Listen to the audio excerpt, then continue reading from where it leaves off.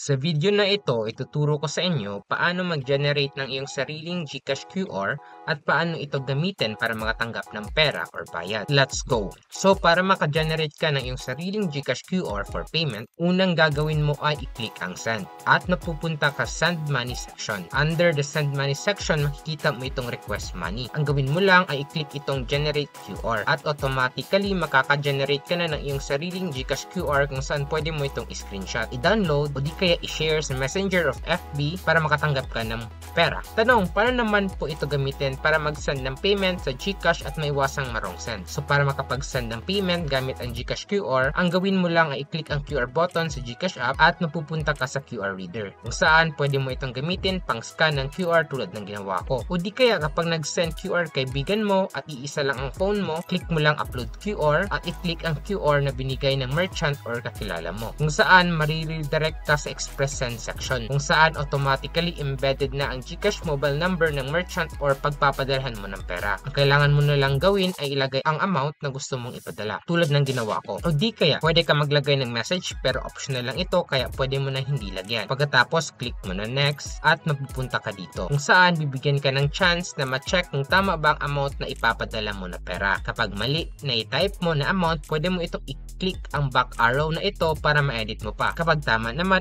i-click mo itong box tulad ng ginawa ko at i-tap ang send kung saan napupunta ka dito at makakatanggap ka ng OTP na makikita mo sa messages ni GCash. Input mo lang din katulad ng ginawa ko, then click submit at napupunta ka dito kung saan makikita mo ang resibo na ito as proof of your payment at pwede mo itong screenshot, download, or share sa taong pinagdalhan mo ng pera as your resibo. Informative ba ang video na ito para sa iyo? Kung oo and you want more videos like this, don't forget to like and subscribe.